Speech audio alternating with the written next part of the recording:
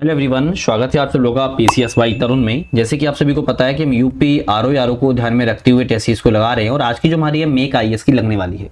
आज की जो हमारी मेक आईएएस की होगी, यहाँ पर हम दो चीजों पर बात करेंगे। एक तो आपका जीएस, जिसमें जीएस में हम हिस्ट्री के क्वेश्चनों की बात करेंगे और हिस्ट्री की भी हमारे एनसीएंट के हो सकते हैं।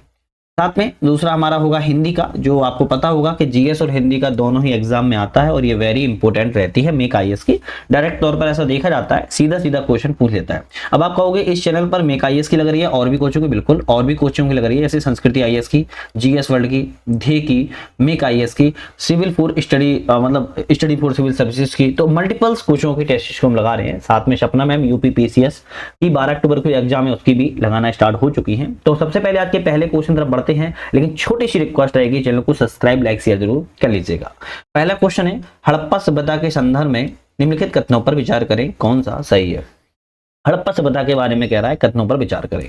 तो भारतीय वास्तुकला के प्राचीनतम नमूने हड़प्पा, मोहनजोदड़ो और रोपड़ से प्राप्त हुए हैं। बिल्कुल बात ठीक है।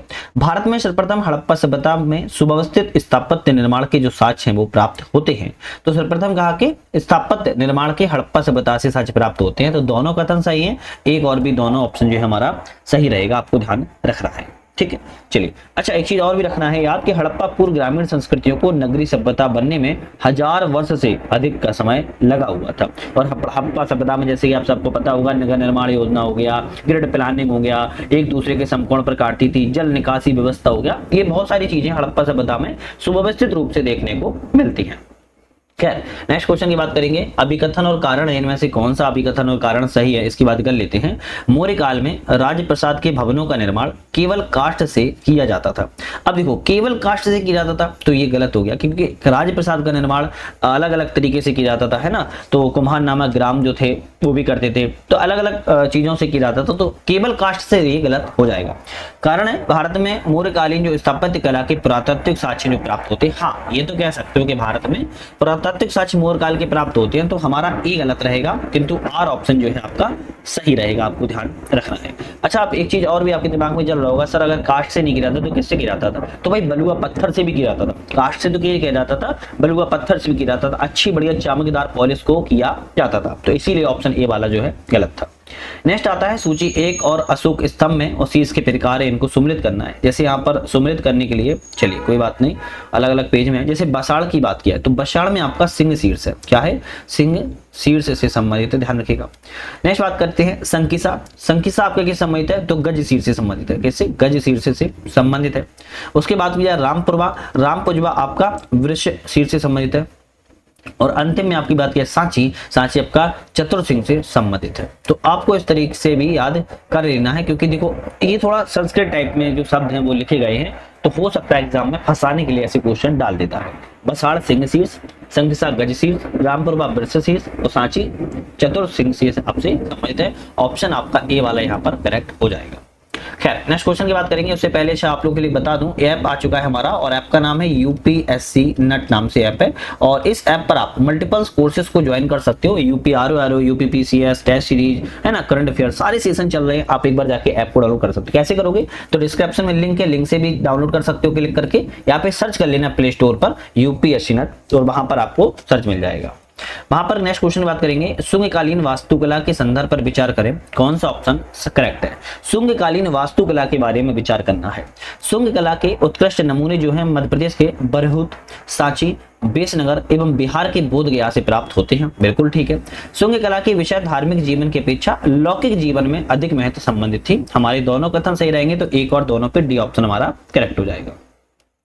नेक्स्ट बात करेंगे, अजंता की गुफाओं से निम्नलिखित में से किन धर्मों से संबंधित चित्र पाए जाते हैं। तो अजंता की गुफाओं से किन धर्मों से चित्र पाए जाते हैं, तो आपको ध्यान रखना है, अजंता की गुफाओं से हिंदू धर्म के नहीं पाए जाते, बौद्ध के पाए जाते हैं, जैन के भी नहीं पाए जाते। तो अजंता की गुफाओं से केवल बौद्ध धर्म के चित्र पाए जाते हैं। हम कहेंगे केवल दूसरा ऑप्शन हमारा यहाँ पर आपका बिल्कुल ठीक है। अजंता की गुफाएं कहाँ है, तो महाराष्ट्र के औरंगाबाद में स्थित है। और ये किस नदी के तट पर है, तो बघोरा नदी। ये नदी याद कर लो, क्योंकि कभी कभी मिलाने को आती है। बघोरा नदी के किनारे जो है सह्याद्री पर्वतमाला, उन्हीं चट्टानों को काटकर इस श्रृंखला को बनाया गया है। यहाँ पर टोटल 29 गुफाएं देखने को मिलती हैं और फ्रेस्को चित्रकारी तकनीक से संबंधित रखती हैं। चलिए नेक्स्ट क्वेश्चन की बात करेंगे। अच्छा, बहुत सारे लोग कमेंट ये करते हैं मुझे कि सर आप एक्सप्लेन कम करते हो, एक्सप्लेन नहीं करते हो। तो एक चीज आप मुझे बताओ, आपने साल 2 साल पढ़ा है, साल भर पढ़ा है, मान लो हम लिख देता हूं साल भर पढ़ा है आपने। अब साल भर पढ़ा है तो क्या चीजों को यही पढ़ने आए हो क्या? नहीं, आप गलत सोचते हो ये बात। और मैं ये नहीं कह रहा हूं कि लोग पढ़ा नहीं रहे हैं, बिल्कुल पढ़ा रहे हैं, आप उनकी भी देख सकते हो जाके, लेकिन मेरा उद्देश्य कुछ और होता है पढ़ाने का, और आपका कुछ और होता है, या फिर किसी और का और होता है। हर इंसान अपने अलग अलग फॉर्मेट में पढ़ाता है। जैसे मेरा मकसद ये रहता है, अगर मैं आपको 50 क्वेश्चन करवा रहा हूं, 50 क्वेश्चन की हमने बात की, 50 क्वेश्चन के साथ जो जो इंपॉर्टेंट यहाँ पर कोई इंपॉर्टेंट है एक्सप्लेन, तो उनको डिटेल के साथ बता दिया। अदरवाइज हम अपने क्वेश्चन करें, क्योंकि हम यहाँ प्रैक्टिस कर रहे हैं। क्या कर रहे हैं? प्रैक्टिस कर रहे हैं। ये इंपॉर्टेंट होता है, कर क्या रहे हैं। देखो, जीवन में ये अपनाने से ज्यादा ये पता होना चाहिए हमें छोड़ना क्या है, तभी जीवन अच्छा चलता है। तो इसी तरीके से क्वेश्चन भी है, हमें छोड़ना क्या है ये पता होना चाहिए। मैं ये नहीं कह रहा हूं कि हम सही हैं हम गलत है, पर हमारा फॉर्मेट यही है कि हम प्रैक्टिस कर रहे हैं, उन प्रैक्टिस को कवर करेंगे। हम एक क्वेश्चन पे अगर हम 2-2 3-3 मिनट ठहर जाएंगे तो दूसरा क्वेश्चन आपको पल्ले थोड़ी ना पड़ेगा। दूसरा क्वेश्चन करोगे, पहला वाला भूल जाओगे, पहला वाला भूल जाओगे। हालांकि मैं ये बात ज्यादातर बोलता नहीं हूं, क्योंकि मुझे लगता है कि टाइम वेस्ट होता है, लेकिन क्या है, आप लोग बहुत कमेंट करते हो तो इसलिए थोड़ा सा बोलना पड़ा, क्योंकि हमारा उद्देश्य प्रैक्टिस करना और हम यहाँ प्रैक्टिस कर रहे हैं, है ना। किताब पूरी छापनी होती तो मेरा आप यूपीएससी नेट ऐप पर जाओ, वहां पर आपको एक कोर्स मिल जाएगा, वहां पर आप ज्वाइन कर लेना। पूरी की पूरी आपको किताबों की पूरी व्याख्या आपको बढ़िया तरीके से शॉर्ट फॉर्म में मिल जाएगी, आप देख लो, क्योंकि रिवीजन नोट्स नाम से आपको कोर्स मिल जाएगा, ज्वाइन कर लो आप लोग। क्वेश्चन की बात करेंगे, निम्नलिखित में से कितनी मंदिर स्थापत्य की नागर शैली की उपशैलियां? तो यहाँ पर 4 उपशैली हैं। नागर शैली की उपशैली कौन कौन सी है ये बात कराएं। तो नागर शैली की हम उपशैली की बात करें, खजुराहो शैली है, हाँ बिल्कुल है। सोलंकी शैली, हाँ बिल्कुल है। पांडव शैली, नहीं पांडव शैली नहीं है। विजयनगर भी नहीं है। पांडव और विजयनगर किसकी शैली है? तो यह द्रविड़ की उपशैली है। कौन सी? द्रविड़ की उपशैली है, ध्यान रखिएगा। लेकिन यहाँ पर 2 जो है वो आपकी नागर की है, खजुराहो और सोलंकी। तो यहाँ पर केवल 2 रहेगा, 2 आपकी द्रविड़ की हैं, 2 आपकी किसकी हैं? 2 आपकी नागर की हैं। क्वेश्चन की बात करेंगे, पेपर हवा का स्तूप कहां पर है? तो पेपर हवा का जो स्तूप उदाहरण किस चीज का है? शारीरिक स्तूप, उद्देशिक स्तूप, पारिभौमिक स्तूप, वृत्तानुष्ठित स्तूप। तो पेपर हवा का जो स्तूप है हमारा शारीरिक स्तूप रहेगा। कैसा? शारीरिक स्तूप रहेगा। शारीरिक स्तूप में क्या होता है? बुद्ध के अवशेष जो निर्मित है वही रखे होते हैं, जैसे शरीर के अंग हो गया, केस हो गया, नख हो गया, दांत हो गया, इत्यादि चीजों को रखा जाता है। नेक्स्ट आता है, निम्नलिखित कथनों पर विचार करें। एक तरफ बुद्ध मठ है और उनकी अवस्थिति है। कौन सा बुद्ध मठ यहाँ कहां पर अवस्थित है इसकी बात यहाँ पर की जा रही है। जैसे बात करें नाको मठ कहां पर है, तो नाको मठ भाई लद्दाख में नहीं है, कहां पर है? हिमाचल प्रदेश। अब शॉर्टकट में लिख देता हूं, समझ जाना, हिमाचल प्रदेश में है। तमांग मठ कहां पर है? अरुणाचल प्रदेश में ही, बिल्कुल ठीक है। आपकी बात किया ताबू मठ कहां पर है? ताबू मठ आपका हिमाचल प्रदेश में, ये भी ठीक है। की गोम्पा मठ आपका सिक्किम में नहीं, की गोम्पा मठ भी आपका हिमाचल प्रदेश में है। तो हम ये कह सकते हैं कि सिर्फ तवांग मठ इसमें अरुणाचल प्रदेश में है, बाकी तीनों मठ आपके हिमाचल प्रदेश में। तो केवल आपके 2 ऑप्शन सही है, तो हमारा 2 युग्म करेक्ट है, ध्यान रखिएगा। नेक्स्ट आता है, निम्नलिखित कथनों पर विचार करें। एक तरफ पुस्तक है और एक तरफ लेखक है, कितनी युग्म सही है? पुस्तक और लेखक है, जैसे बात करें सरस्वती कंठाभरण के लेखक राजा भोज है, बिल्कुल करेक्ट है। मृच्छकटिकम लेखक शूद्रक है, ये भी ठीक है। हितोपदेश के लेखक नारायण पंडित है, ये भी सही है। मालती माधव के लेखक भवभूति हैं, ये भी। चारों के चारों ऑप्शन सही है, तो हमारा ए वाला ही ऑप्शन हो जाएगा, बिल्कुल करेक्ट हो जाएगा। नेक्स्ट आता है, हड़प्पा सभ्यता की मूर्ति कला के संदर्भ पर विचार करें। कौन सा ऑप्शन सही है? हड़प्पा कला की मूर्ति कला के बारे में विचार करना है। इस सभ्यता में मृण मूर्तियां, प्रस्तर मूर्तियां, धातु मूर्तियां तीनों की गढ़ी की जाती थी, मतलब तीनों को बनाया जाता था, बिल्कुल ठीक है। नेक्स्ट क्वेश्चन की बात करेंगे यहाँ पर। नेक्स्ट आता है कि धातु मूर्तियों के निर्माण के लिए किस काल में मुख्यतः कांसे एवं लोहे का जो प्रयोग है वो किया जाता था? इस सभ्यता में मृण मूर्ति, प्रस्तर मूर्ति, धातु मूर्तियां तो गढ़ी जाती थी। धातु मूर्तियों के निर्माण के लिए कांसे और लोहे का, तो आपको पता होगा लोहे का प्रयोग तो यहाँ किया ही नहीं जाता था, लोहे का प्रयोग नहीं किया जाता था। तो दूसरा वाला क्या हो जाएगा? गलत हो जाएगा, जबकि पहला वाला आपका ऑप्शन सही रहेगा, तो सी करेक्ट है यहाँ पर। दूसरा वाला ऑप्शन जो है आपका यहाँ पर गलत है। नेक्स्ट बात करेंगे, मौर्यकालीन मूर्तिकला के संदर्भ पर विचार करें। कौन सा ऑप्शन करेक्ट है? तो मौर्यकालीन मूर्तिकला के बारे में विचार करना है। तो इस काल में धातु निर्मित जो मूर्तियों का व्यापक स्तर पर निर्माण किया जाता था। तो मौर्य काल में धातु निर्मित मूर्तियों का व्यापक स्तर पर निर्माण किया जाता था। तो आपको ध्यान रखना है, धातु निर्मित नहीं बल्कि पत्थर और मिट्टी की मूर्तियों का निर्माण किया जाता था। कैसी? पत्थर एवं किसकी? मिट्टी की मूर्तियों का जो निर्माण है वो किया जाता था। तो पहला वाला गलत हो गया। इस काल में मूर्तियों का निर्माण चिपकपा विधि से और सांचे में ढालकर किया जाता था। हाँ बिल्कुल करेक्ट है, चिपकपा विधि से और सांचे में ढालकर किया जाता था। केवल दूसरा वाला सही रहेगा, जबकि यहाँ पर आपका ए वाला जो है पहला ऑप्शन जो है वो गलत रहेगा। नेक्स्ट बात करेंगे निम्नलिखित में से कौन सी मूर्तिकला की गांधार शैली विशेषता है। तो मूर्तिकला की गांधार शैली की कौन सी विशेषता है इसकी बात करें, मानव शरीर का यथार्थ रूप का चित्रण करना, बिल्कुल ठीक है। लेख सहित प्रतिमाएं गांधार शैली में नहीं होती थी। और एक मिनट हाँ, लेख सहित मूर्तिमाएं नहीं होती थी। वस्त्रों में सलवटों का विवरण दिखाना, जैसे वस्त्र होते हैं सलवटें होती हैं ना, उनको दिखाना। सुंदर प्रतीकात्मक अलंकरणों का प्रयोग करना, ये भी ठीक है। तो पहला, तीसरा और चौथा सही है हमारा, तो हमारा रहेगा सी वाला 1 3 4 यहाँ पर सही है, ध्यान रखिएगा। चलिए नेक्स्ट बात करेंगे निम्नलिखित में से मथुरा शैली एवं गांधार शैली बुद्ध प्रतिमाओं में समानता थी। तो मथुरा शैली और गांधार शैली में प्रतिमाओं में समानता क्या थी इसकी बात कर रहा है। तो प्रभा मंडल युक्त प्रतिमा का होना, क्या था, प्रभा मंडल युक्त प्रतिमा का होना। वस्त्र रहित प्रतिमा, समानता नहीं थी। बाल विहीन प्रतिमा में समानता नहीं थी, लेकिन प्रभा मंडल युक्त प्रतिमा का होना, ये दोनों शैलियों में समानता देखने को मिलती है। केवल आपका जो ऑप्शन रहेगा वो पहला वाला करेक्ट हो जाएगा। नेक्स्ट बात करेंगे, नीचे दिए गए वाक्य हैं, कथन है, कारण है, इनमें से बताना है कौन सा सही है। कथन कहता है सिंधु सभ्यता के लोग मिर्च धातु बनाने की कला से परिचित थे। क्या थे, मिर्च धातु, बिल्कुल ठीक है। कांसा और तांबा को गलाकर, ठीक है, ये बिल्कुल करेक्ट है। दूसरा है सिंधु सभ्यता स्थल मोहनजोदड़ो से नर्तकी की कांस्य मूर्ति यहाँ पर मिली गई है, बिल्कुल ठीक है। तो दोनों सही है, तो हमारा रहेगा ए आर, दोनों सही है और आर ए की सही व्याख्या भी कर रहा है, ध्यान रखिएगा, ठीक है। तो ए ऑप्शन आपका यहाँ पर करेक्ट हो जाता है, बिल्कुल करेक्ट है, ध्यान रखना है। चलिए नेक्स्ट क्वेश्चन की बात कर लेंगे। चलिए नेक्स्ट क्वेश्चन की बात करेंगे, निम्नलिखित कथनों पर विचार करें, इनमें से कौन सा कथन सही है। चलिए विचार कर लेते हैं, इनमें से कौन सा कथन सही है। गुप्तकालीन मूर्तिकला में केवल गैर धार्मिक विषयों में मूर्तियां बनाई जाती। अब देखो सीधी सी बात, अगर आप समझ पाए होंगे, गुप्तकाल में तीनों धर्मों की मूर्तियां बनाई गई, चाहे वो बौद्ध हो, है ना, चाहे वो जैन हो और चाहे वो हिंदू हो। तो यहाँ पर तीनों धर्मों से संबंधित है, तो हम कहेंगे पहला वाला गलत है, क्योंकि केवल गैर धार्मिक विषयों पर, तो ये तो गलत हो जाता है। दूसरा कहता है सारनाथ, मथुरा, पाटलिपुत्र गुप्तकालीन मूर्तिकला का केंद्र है, हाँ बिल्कुल रहा है। तो केवल आपका डी वाला यहाँ पर सही रहेगा, दूसरा वाला, पहला वाला गलत है। नेक्स्ट बात करेंगे, निम्नलिखित कथनों पर विचार करें, इनमें से कौन सा कथन सही है। विचार कर लेते हैं। चोलकालीन मूर्तिकला मुख्यतः वास्तुकला की सहायक थी, बिल्कुल ठीक है। नटराज की कांस्य मूर्ति चोलों के काल में बनाई गई थी, हम कहेंगे ये भी ठीक है। तो डी वाला रहेगा 1 और 2, दोनों ऑप्शन ठीक है। चोल काल की नटराज की मूर्ति अपने आप में विश्व विख्यात है, इसको तो आपको भूलना ही नहीं है। चित्रकला की शैलियां हैं और राज है, कौन सी चित्रकला की शैली किस राज्य से संबंधित है। जैसे पट्ट चित्रकला बात करें तो उड़ीसा राज्य संबंधित है। मधुबनी की बात करें तो बिहार से संबंधित है। कलमकारी की बात करें तो आंध्र प्रदेश संबंधित है। कालीघाट चित्रकला की बात करें तो पश्चिम बंगाल संबंधित है। ऑप्शन आपका यहाँ पर बी वाला करेक्ट रहेगा। चलिए नेक्स्ट बात कर लेते हैं। सिगरिया भित्ति चित्र कहाँ पाए जाते हैं। दो भैया सिगरिया भित्ति चित्र की बात कर रहा है, कहाँ पाए जाएंगे, तो हम कहेंगे श्रीलंका में पाए जाते हैं। ये इंपोर्टेंट है, पीवाईक्यू में ऑलरेडी आया हुआ क्वेश्चन है, तो इसको थोड़ा याद कर लो।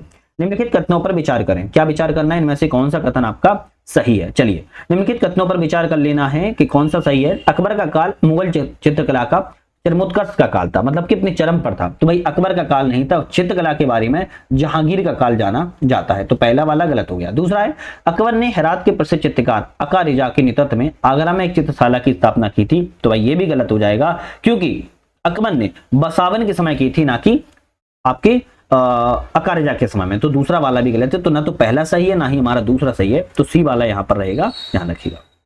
नेक्स्ट क्वेश्चन है, निम्नलिखित में से किस मुगल कालीन चित्रकार ने तुजुक ए जहांगीर के मुख पृष्ठ के लिए चित्र बनाया है। तो ऐसे कौन से चित्रकार है जिन्होंने तुजुक ए जहांगीर के लिए मुख पृष्ठ का चित्र बनाया हुआ है। आपका ऑप्शन रहेगा अबुल हसन ने, किसका, अबुल हसन के द्वारा बनाया गया है। नेक्स्ट बात कर रहे थे यहाँ पर हम, एक तरफ मृदभांड है और एक तरफ संबंधित संस्कृति है, किस मृदभांड के संस्कृति से संबंधित रहा है। जिसे पीले गेरू रंग के मृदभांड की बात की है, पीले गेरू रंग के मृदभांड की बात की है, ताम्र पाषाण काल से संबंधित है, बिल्कुल करेक्ट है। काले लाल मृदभांड की बात करें हड़प्पा सभ्यता से संबंधित है, ये भी ठीक है। चित्र धूसर मृदभांड की बात करें तो उत्तर वैदिक काल से संबंधित है, ये भी ठीक है। उत्तरी काले मृदभांड की बात करें तो मौर्य काल से संबंधित है, ये भी। तो सारे ऑप्शन आपके सही मिलान है, हमारा ऑप्शन ए वाला रहेगा, सभी ऑप्शन मिले हुए हैं। नेक्स्ट बात करेंगे, निम्नलिखित कथनों पर विचार करें, इनमें से कौन सा ऑप्शन करेक्ट है। कथनों पर विचार करना है, कौन सा सही है। तो मौर्य काल की मिट्टी के बर्तनों को आमतौर पर नॉर्दर्न ब्लैक पॉलिश वेयर कहा जाता था, बिल्कुल ठीक है। तो नॉर्दर्न ब्लैक पॉलिश जो वेयर है संस्कृति भारतीय उपमहाद्वीप की एक शहरी लोहयुगी की संस्कृति के रूप में जानी जाती थी, मतलब कि लोहयुगी के रूप में इसको जाना जाता था। दोनों कथन सही रहेंगे, तो 1 और 2 दोनों कथन यहाँ पर करेक्ट है। नेक्स्ट बात करेंगे, निम्नलिखित कथनों पर विचार करें, इनमें से कौन से ऑप्शन आपके सही है। तांडव नृत्य की नर अभिमुखताओं का प्रतीक है। कैसी? नर अभिमुखताओं का प्रतीक है तांडव, बिल्कुल ठीक है। लास्ट जो है नृत्य की नारी सुलभ विशेषताओं का प्रतीक है। तो दोनों ही ऑप्शन करेक्ट है, तो हमारा बी वाला यहाँ पर करेक्ट रहेगा। अब देखो तांडव और लास्ट के बारे में थोड़ा आपको नेट से भी पढ़ लेना या अपने नोट से पढ़ लेना। तांडव जो होता है पुरुषोचित, वीरोचित, निर्भीक, ओजस्वी होता है, और यह जो नृत्य है ज्यादातर पुरुषों के द्वारा तांडव किया जाता है, भगवान शिव करते थे। लास्ट की बात की एक तरीके से स्त्रोयोचित होता है, कोमल होता है, लयात्मक होता है, सुंदर होता है, एक तरीके से नारी सुलभ होता है। तो ये महिला पार्वती की, स्त्री पार्वती के, मैया पार्वती के द्वारा किया जाता था। तांडव सिद्ध करते थे, लास्ट पार्वती मैया करती थी। तो इस तरीके से आप पुरुष और महिलाओं से संबंधित इनको देख सकते हो। बाकी थोड़ा सा नोट से या फिर आप लोग नेट से पढ़ लेना तो वो ज्यादा परफेक्ट रहेगा। चलिए नेक्स्ट क्वेश्चन बात करेंगे, निम्नलिखित शास्त्रीय नृत्य और राज्य बताइए। मोहिनीअट्टम केरल से संबंधित है, कुचिपुड़ी आंध्र प्रदेश संबंधित है, सात्रिया असम संबंधित है, कथकली केरल से। तो ये जो शास्त्रीय नृत्य हैं इन सभी राज्यों से संबंधित है। तो चार ऑप्शन आपके ठीक है, तो सी वाला ऑप्शन करेक्ट हो जाता है। नेक्स्ट बात करेंगे, ख्याल संगीत के ग्वालियर घराने के संबंध में कथनों पर विचार करें, कौन सा सही है। तो ख्याल संगीत के ग्वालियर घराने के बारे में विचार करना है। सबसे ऑप्शन यहाँ पर सही कौन सा है? सबसे पुराने और सबसे बड़े ख्याल घरानों में से ग्वालियर घराना है, बिल्कुल करेक्ट है। इस घराने के सबसे लोकप्रिय गायक नाथू खान और विष्णु पुलुस्कर थे। तो दोनों ऑप्शन करेक्ट है, तो हमारा डी वाला यहाँ पर करेक्ट जो है हो जाएगा। चलिए नेक्स्ट क्वेश्चन की बात करेंगे यहाँ पर, हिंदुस्तानी शास्त्रीय संगीत शैली के संदर्भ पर विचार करें। तो हिंदुस्तानी शास्त्रीय संगीत के बारे में विचार करना है। यह गायन शैली पूर्णतः विदेशी प्रभाव से मुक्त थी। नहीं भाई, विदेशी प्रभाव से प्रमुख कैसे हो सकती? क्योंकि अरबी, ईरानी, तुरानी, अफगानी प्रभाव तो यहाँ पर देखने को मिल ही रहा था। तो पहला वाला गलत हो गया, पूर्णतः विदेशी प्रभाव से मुक्ति गलत है ना। ईरानी, तुरानी, अफगानी यहाँ पर प्रभाव था। इसमें रागों की उत्पत्ति 10 ठाटों से मानी जाती है। हाँ बिल्कुल ठीक है, 10 ठाटों से मानी जाती है। केवल आपका दूसरा वाला सही रहेगा, तो ए वाले पे हम टिक कर देंगे। नेक्स्ट आता है, राज्य है लोकगीत है, कौन सा राज्य किस लोकगीत संबंधित है। जैसे बात करें अगर हम, तो कितने युगम सही है। झारखंड की बात करें झूमर है, बिल्कुल ठीक है। छत्तीसगढ़ में पंडवानी, ये भी ठीक है। पंजाब में टप्पा, ये भी ठीक है। हिमाचल प्रदेश में लामड़ है, ये भी ठीक है। तो चारों ऑप्शन आपके सही है, तो हम डी वाले पे लगाएंगे, चारों युगम सही सम्मिलित है। नेक्स्ट बात करेंगे, एक तरफ राज्य है और एक तरफ लोकगीत है। यहाँ पर ही बताना है कितने युगम सही है। जैसे बात करें कर्नाटक में भाव लोकगीत, बिल्कुल ठीक। गोवा में मंडो, ये भी ठीक है। महाराष्ट्र में कुवाड़ा, ये भी ठीक है। लाई हरोबा आपके उत्तराखंड में नहीं है। लाई हरोबा कहाँ पर संबंधित है? मणिपुर से संबंधित है, तो ध्यान रखिएगा। ऑप्शन आपका 3 युगम सही होगा, चौथा वाला मैंने आपको बता दिया है। नेक्स्ट आता है, एक तरफ वाद्य यंत्र है और एक तरफ प्रसिद्ध वादक है, कौन सा वाद्य यंत्र किस प्रसाधक से संबंधित है। सितार की बात किया है, सितार आपका मुखर्जी से, बुद्धादित्य मुखर्जी संबंधित है। सरोद की बात किया तो अफजल अली खान संबंधित है। संतूर आपका भजन सोपोरी संबंधित है और शहनाई आपका बिस्मिल्लाह खान संबंधित है। आपका ऑप्शन यहाँ पर डी वाला बिल्कुल करेक्ट है। नेक्स्ट बात करेंगे, भातखंडे संगीत संस्थान पर विचार करें, कौन सा ऑप्शन सही है। तो भातखंडे संगीत संस्थान पर बात करना है। यह नई दिल्ली में स्थित भारत का एक बड़ा ललित कला विश्वविद्यालय है। तो यहाँ पर अब दिल्ली में नहीं है, बल्कि कहां पर है? लखनऊ में है। कहां पर है? लखनऊ में। तो आपका ऑप्शन पहला तो गलत हो गया। दूसरा है, इसका पूर्व नाम मॉरिस कॉलेज ऑफ म्यूजिक था। क्या था? मॉरिस कॉलेज ऑफ म्यूजिक था। तो हम कहेंगे केवल ए वाला ऑप्शन सही है, दूसरा वाला ऑप्शन केवल यहाँ पर करेक्ट है, ध्यान रखिएगा। ठीक है, चलिए नेक्स्ट बात करेंगे, एक तरफ लोक नृत्य है और एक तरफ राज्य है, कौन सा लोक नृत्य किस राज्य से संबंधित है। जैसे रौफ की बात करें जम्मू कश्मीर से संबंधित है। राउत नाचा की बात करें छत्तीसगढ़ से संबंधित है। करकट्टम की बात किया है तमिलनाडु संबंधित है। होजागिरी आपका त्रिपुरा संबंधित है। आपका ऑप्शन यहाँ पर बी वाला बिल्कुल करेक्ट हो जाएगा। रौफ जम्मू कश्मीर से, राउर नाचा आपका कहां से? छत्तीसगढ़ से। करकट्टम तमिलनाडु से, होजागिरी आपका त्रिपुरा से संबंधित है। ये कौन से हैं? ये लोक नृत्य थे, लोकल नृत्य थे राज्यों के। इस तरफ भी लोक नृत्य और राज्य हैं। जैसे धीमसा की बात करें, धीमसा आपका कहां संबंधित रहेगा? धीमसा आपका आंध्र प्रदेश संबंधित है। बागुरुम्बा की बात करें आपका असम संबंधित है। विदेशिया आपका बिहार संबंधित है। भावई आपका गुजरात संबंधित है। तो ऑप्शन आपका यहाँ पर सी वाला जो है करेक्ट हो जाएगा। नेक्स्ट क्वेश्चन की बात करेंगे, एक तरफ मार्शल आर्ट है और एक तरफ राज्य है, कौन सा मार्शल आर्ट किस राज्य से संबंधित है। चलो बात करें, जैसे हम कलारी की यहाँ पर बात करते हैं। जैसे कलारी पट्टियों की बात करें तो कलारी पट्टियों केरल से संबंधित है। मलखम्ब की बात किया तो मलखम्ब मणिपुर से नहीं, मलखम्ब मध्य प्रदेश संबंधित है। शिवलंब की बात किया तमिलनाडु संबंधित है। काठी सामू पंजाब से नहीं बल्कि आंध्र प्रदेश से संबंधित, कहां से? आंध्र प्रदेश संबंधित है। तो ऑप्शन आपके केवल 2 युग्म सही है, हम कहेंगे बी वाला करेक्ट हो जाएगा, बाकी 2 आपके मैंने बता दिया है। नेक्स्ट बात करेंगे, कम्बाला भैंसा दौड़ प्रतियोगिता का आयोजन भारत के किस राज्य में किया जाता है। कम्बाला भैंसा दौड़ प्रतियोगिता का जो आयोजन है भारत किस राज्य में? तो हम कहेंगे कर्नाटक राज्य में किया जाता है। कहां पर? कर्नाटक राज्य में किया जाता है। नेक्स्ट क्वेश्चन है, निम्नलिखित कथनों पर विचार करें, इनमें से कितने कथन यहाँ पर सही है। तो कितने कथन सही है बात करें तो भवाई जो है गुजरात राजस्थान की पारंपरिक नाट्य शैली है। कहाँ की है? गुजरात और राजस्थान की, बिल्कुल बात ठीक है। माच जो है असम का आख्य नाट्य प्रस्तुति है, तो भाई माच ध्यान रखना है, असम का नहीं है तो मध्य प्रदेश का है, तो दूसरा गलत हो गया। देव पूजा, कौन सी पूजा बता रहा है? देव पूजा की निमित्त आयोजित मेला अनुष्ठानों से जुड़े नाट्य गीतों को यात्रा कहा जाता है। देव पूजा क्या कहा जाता है? यात्रा कहा जाता है, तो हम कहेंगे हाँ ये भी ठीक है। तो पहला और दूसरा सही है, दूसरा वाला गलत था, केवल 2 ऑप्शन सही रहेंगे क्योंकि एक ऑप्शन आपका इसमें गलत है।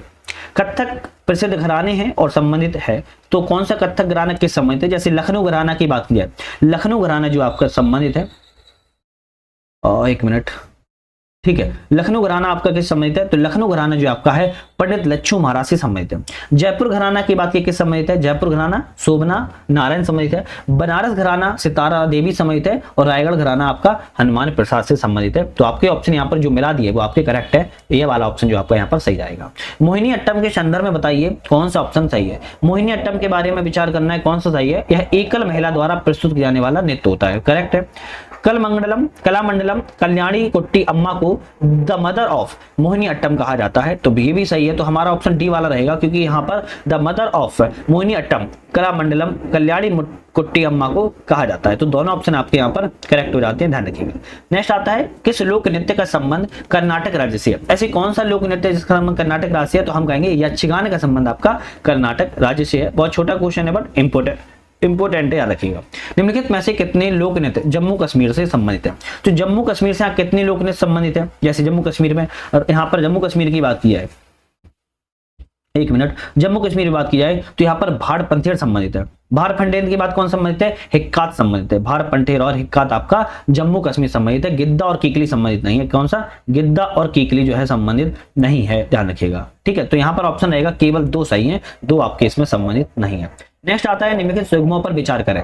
यहाँ पर बताना है कितने यहाँ पर सही है, विचार कर लेते हैं कितने सही है।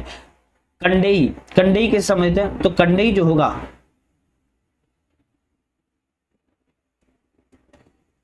कंडेई जो होगा आपका धागा कठपुतली संबंधित है, बिल्कुल ठीक है। कंडेई जो है धागा कठपुतली से संबंधित है। अगर हम बात करें यहाँ पर गोम्बे आटा, गोम्बे आटा के संबंधित है? गोम्बे आटा भी छाया कठपुतली संबंधित नहीं है, गोम्बे आटा आपका धागा कठपुतली संबंधित है, ये भी ठीक है, तो दूसरा गलत है। पावा कुथु की बात करें, पावा कुथु जो आपका है, पावा कुथु किससे संबंधित है? तो हम कहेंगे पावा कुथु आपका दस्ताना कठपुतली संबंधित है। और हम बात करें यमपुरी की, यमपुरी आपका छड़ कठपुतली संबंधित है। तो यहाँ पर ऑप्शन जो रहेंगे 3 सही थे, बल्कि एक ऑप्शन जो आपका गलत था, जो आपके यहाँ मैंने गोम्बे आटा बता दिया है। चलिए नेक्स्ट क्वेश्चन की बात कर लेते हैं। यहाँ पर नेक्स्ट क्वेश्चन हमारे 41 से स्टार्ट हो रहे हैं और 41 से यहाँ पर वेरी इंपॉर्टेंट है, और यहाँ पर जो है हिंदी के क्वेश्चनों को हम यहाँ पर लगाएंगे। देखो वेरी इंपॉर्टेंट यही रहते हैं क्योंकि जो इंपॉर्टेंट है मेक आईएएस में वो कम डालते हैं पर क्वेश्चन बहुत अच्छे होते हैं। खैर, इतिहास का वह कालखंड जिसके बारे में कोई लिखित साक्ष्य उपलब्ध नहीं है, उसके लिए क्या प्रयोग किया जाएगा? उसके लिए हम प्रागैतिहासिक काल शब्द का प्रयोग करेंगे। जिसका इतिहास का कालखंड तो है लेकिन कोई लिखित साक्ष्य उपलब्ध नहीं है, उसको हम प्रागैतिहासिक काल कहते हैं।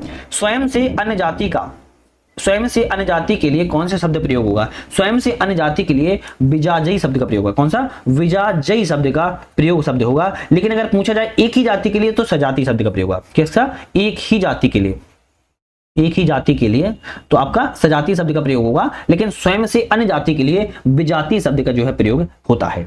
चैनल पर आप लोग अभी तक नए हो, सब्सक्राइब लाइक शेयर करके बेल आइकन प्रेस कर लीजिए। साथ में हमारा ऐप आ चुका है यूपीएससी नेट, आप लोगों से बार बार कह रहा हूं डाउनलोड कर लीजिए, और मल्टीपल कोर्सेज हैं वो आप एक बार जरूर देख सकते हो।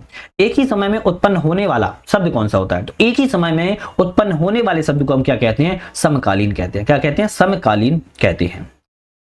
किसी पद का उम्मीदवार वाक्यांश के लिए कौन सा विकल्प उपयुक्त है? किसी पद के लिए जो उम्मीदवार वाक्यांश के लिए प्रयोग होगा वो आपका प्रत्याशी शब्द का प्रयोग किया जाता है।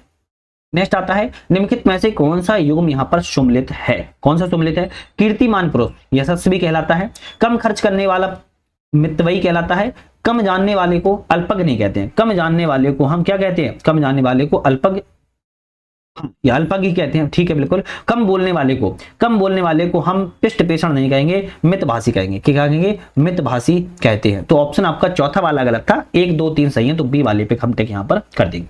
नेक्स्ट आता है, आसानी से समझने योग्य के लिए शब्द क्या प्रयोग होगा? आसानी से समझने के लिए शब्द का जो प्रयोग होगा वो सुबोध शब्द का प्रयोग होगा। क्या होगा? सुबोध शब्द का जो प्रयोग है किया जाएगा आसानी से समझने के लिए। निम्नलिखित में से कितने युग्म यहाँ पर सम्मिलित हैं, देख लेते हैं कितने युग्म सम्मिलित हैं। कल्पना से परे हो उसको क्या कहेंगे, कल्पनातीत कहेंगे, बिल्कुल ठीक है। किसी की हंसी उड़ाने को क्या कहेंगे, उपहास कहेंगे, ये भी ठीक है। कुछ दिनों तक बने रहने वाले को टिकाऊ कहते हैं, भी ठीक है। लोक में प्रचलित उक्ति या कथन को क्या कहेंगे, अतिशयोक्ति कहेंगे, क्या नहीं, लोकोक्ति कहेंगे, क्या कहेंगे, लोकोक्ति कहते हैं, ध्यान रखिएगा, यहाँ पर लोकोक्ति कहते हैं। तो ऑप्शन आपका रहेगा 1 2 3 सही है, तो केवल 3 ऑप्शन सही है, चौथा वाला गलत है। कठिनता से प्राप्त होने वाले को एक शब्द क्या होगा, कठिनता से प्राप्त होने वाले के लिए शब्द का प्रयोग होगा दुर्लभ शब्द का प्रयोग होगा, उसे दुर्लभ शब्द का जो है प्रयोग किया जाएगा कठिनता से प्राप्त करने के लिए। नेक्स्ट आता है क्वेश्चन, स्पर्धा शब्द के लिए वाक्यांश क्या है। तो स्पर्धा शब्द के लिए वाक्यांश की बात की जाए, किसी काम से दूसरे से बढ़ने की इच्छा रखने वाले को स्पर्धा कहते हैं, ध्यान रखिएगा। नेक्स्ट आता है, किसी कर्मचारी के कुछ दिनों के लिए कहीं चले जाने पर उसकी जगह काम करने वाले को क्या कहते हैं। मान लो एक्स नाम का कर्मचारी कार्य कर रहा था, ये भाई साहब बाहर चले गए पाकिस्तान घूमने और इनकी जगह बाई नाम का व्यक्ति कार्य करने लगा है, तो उसके लिए कौन से शब्द का प्रयोग करेगा, कार्यवाहक शब्द का प्रयोग किया जाता है। किसका, कार्यवाहक शब्द का प्रयोग जो है किया जाता है। किसी कथा के अंतर्गत आने वाली दूसरी कथा के लिए कौन सा शब्द होगा, किसी कथा के अंतर्गत आने वाली दूसरी कथा के लिए शब्द का प्रयोग होगा अंत कथा का प्रयोग होगा, क्या, अंतः कथा का प्रयोग जो है किया जाएगा। कर या शुल्क का हुआ अंश जो किसी कारणवश अधिक लिया जाता हो उसके लिए क्या शब्द होगा, किसी कर या शुल्क का अंश जो किसी कारणवश अधिक लिया गया हो उसके लिए प्रयोग होगा अधिभार, क्या होगा, अधिभार शब्द का प्रयोग जो है किया जाता है। किसी पक्ष का समर्थन करने वाले के लिए क्या शब्द होगा, किसी पक्ष का समर्थन कर रहे हैं तो अधिवक्ता शब्द का प्रयोग किया जाता है। अनुमोदन शब्द के लिए क्या वाक्यांश होगा, अनुमोदन शब्द के लिए किसी मत या प्रस्ताव का समर्थन करने की क्रिया को अनुमोदन कहते हैं। किसी वस्तु का भीतरी भाग के लिए क्या शब्द प्रयोग होता है, किसी वस्तु के भीतरी भाग के लिए अभ्यंतर शब्द का प्रयोग किया जाता है। अभिपशा शब्द के लिए क्या वाक्यांश का प्रयोग होगा, किसी वस्तु को प्राप्त करने की तीव्र इच्छा हो उसको हम अभिपशा शब्द का प्रयोग करते हैं। किसी बात पर बार बार जोर देना क्या कहलाता है, कोई बात है उसको हम बार बार जोर दे रहे हैं, क्या कहलाया जाएगा, आग्रह कहलाया जाएगा, क्या, आग्रह जो है कहलाया जाएगा, ध्यान रखिएगा।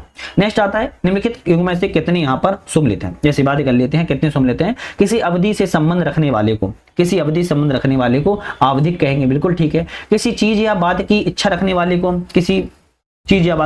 वाले को जिज्ञासु नहीं कहेंगे, फिर क्या कहेंगे, इच्छुक कहेंगे, क्या कहेंगे, इच्छुक जो है कहेंगे, तो दूसरा गलत है। किसी प्राणी को ना मारना अहिंसा कहलाता है, ये भी ठीक है। तो 2 ऑप्शन हमारे सही हैं, तो हम कहेंगे ए वाला करेक्ट हो जाएगा क्योंकि दूसरा वाला गलत था। निम्नलिखित में से कौन सा युग्म यहाँ पर सही सम्मिलित है, चलिए बात करते हैं सही सम्मिलित कौन सा है। किन्हीं घटनाओं का कालक्रम से किया गया व्रत इतिवृत्त कहलाता है, करेक्ट है। किसी नई चीज को बनाना इजाद कहलाता है, ये भी ठीक है। किसी के बाद उसकी संपत्ति प्राप्त करने वाला उत्तराधिकारी कहलाता है, ये भी ठीक है। तो हमारा बी ऑप्शन यहाँ पर करेक्ट हो जाएगा। नेक्स्ट आता है, किसी की कृपा से पूरी तरह संतुष्ट के लिए शब्द का प्रयोग होगा, किसी की कृपा से पूरी तरह संतुष्ट अगर कोई है तो उसके लिए शब्द होगा कृतज्ञ, क्या होगा, कृतज्ञ शब्द का जो प्रयोग है किया जाएगा। तो बेसिकली आज हमने यहाँ पर 60 क्वेश्चन किए हैं, अगर आप देखोगे तो हमने 60 क्वेश्चन वेरी वेरी इंपॉर्टेंट किए हैं क्योंकि हिस्ट्री के और हिंदी के बहुत ही ज्यादा महत्वपूर्ण क्वेश्चनों कवर किया। चैनल पर नए थे सब्सक्राइब लाइक शेयर कर बेल आइकन प्रेस कर लेना है, इसी तरीके की नई वीडियो आएगी, नोटिफिकेशन मिलता रहेगा और साथ में वीडियो पर बने रहने के लिए आप बहुत बहुत धन्यवाद।